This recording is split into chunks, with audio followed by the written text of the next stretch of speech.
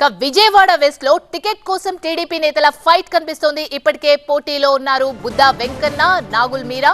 అయితే కేసినేని నానిపై తీవ్ర విమర్శలు చేశారు టీడీపీ నేతలు ఫతావుల్లా.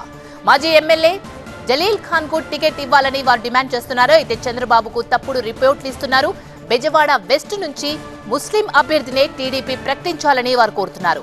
అయితే కేసినేని నానిని అభ్యర్థిగా ప్రకటిస్తే ఒప్పుకునేది లేదని ఖరాఖండిగా చెప్తున్నారు ఫతావుల్లా. ఏపీలో ఎన్నికలకు ఇంకాస్త టైం ఉన్నా అప్పుడే టికెట్ల లొల్లి షురూ అయింది. విజయవాడ పశ్చిమ నియోజకవర్గంలో తెలుగు తమ్ముళ్ల మధ్య టికెట్ ఫైట్ కంటిన్యూ అవుతోంది. ఈసారి ముస్లిం అభ్యర్థికే వెస్ట్ టికెట్ కేటాయించాలని డిమాండ్ చేశారు టీడీపీ నేత ఫతావుల్లా.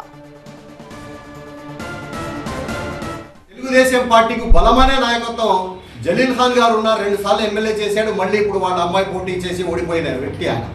అలాగే ఎమ్మెల్సీ బుద్దా వెంకన్న గారు ఉన్నారు, నాగుల్ మీరా గారు ఉన్నారు. అలాగే రాష్ట్ర మైనారిటీ సెల్ ప్రధాన కార్యదర్శిగా మొహమ్మద్ ఫతావుల్లా నేనున్నాను. వారికోస్ వెయిన్స్ వ్యాధికి కేవలం 30 నిమిషాల్లో చికిత్స. కాల్ చేయండి 9989527715. కానీ రాబిన్ శర్మ టీంకి మాత్రం ఈ నాయకత్వమే కనబడటం లేదు.